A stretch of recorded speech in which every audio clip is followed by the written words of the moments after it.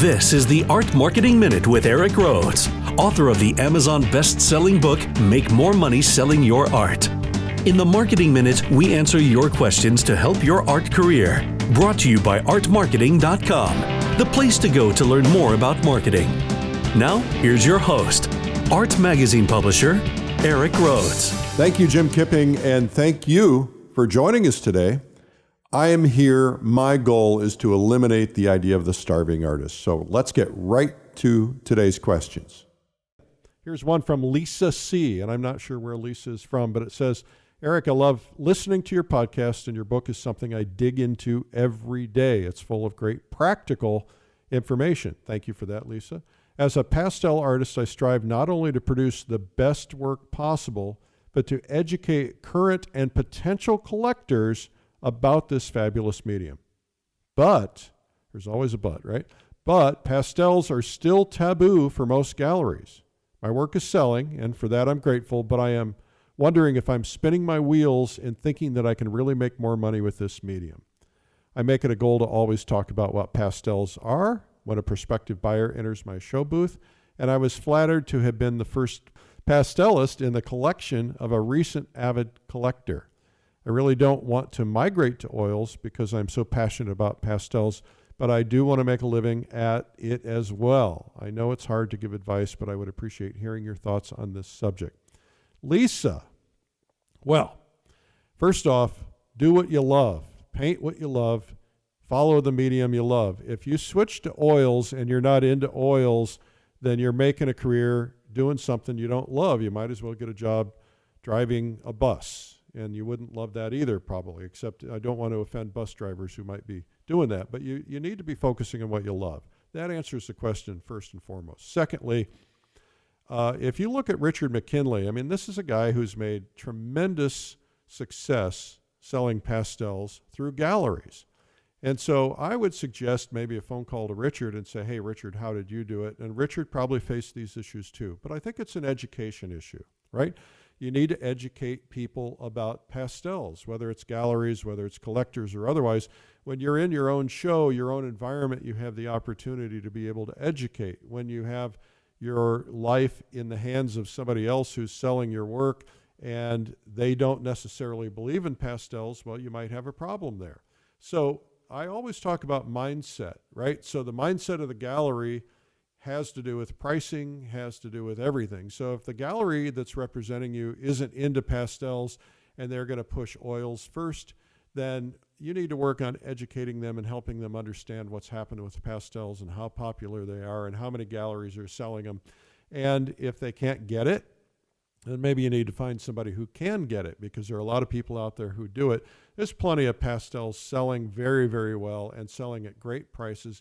And if you look historically, there's great pastels in museums. There's no reason to think pastel is an inferior medium at any stretch. I mean, look at Albert Handel. I mean, he does oils and pastels like Richard does, but Albert has made a great living as a pastelist.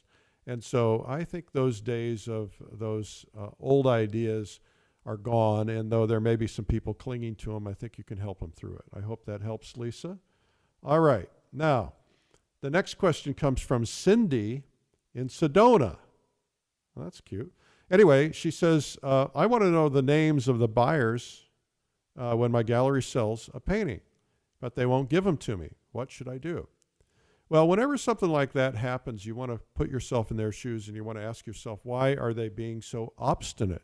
Well, there's probably a reason. For instance, if you were to ask, they'd probably say, well, I had somebody who I gave the names to, and then they contacted the collectors directly, and they sold them directly, and I didn't get the commission, and I fired the artist. That's probably what it sounds like. So they're a little bit concerned about you stealing from them.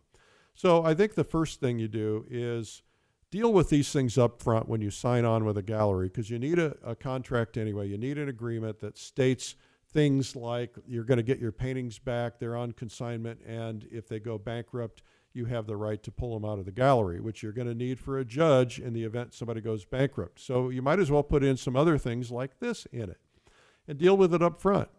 And they may or may not do it. The other thing is, if you're not dealing with it up front, you can have a little agreement that you can put together that just says, I promise if I hear direct from people who have been in the gallery or have bought paintings from the gallery, I will not sell direct. Secondly, I think it's important to show the gallery why it's important for you.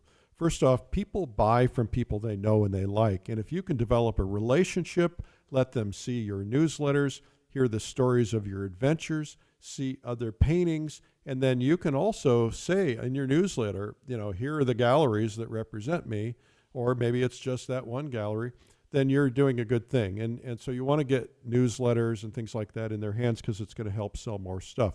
And again, they have to feel confident you're not going to betray them. Third, I think you need a backup.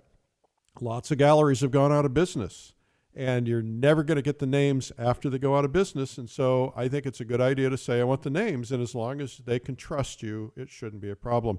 But you also want the buyers to feel like you care about them, to help get connected to you.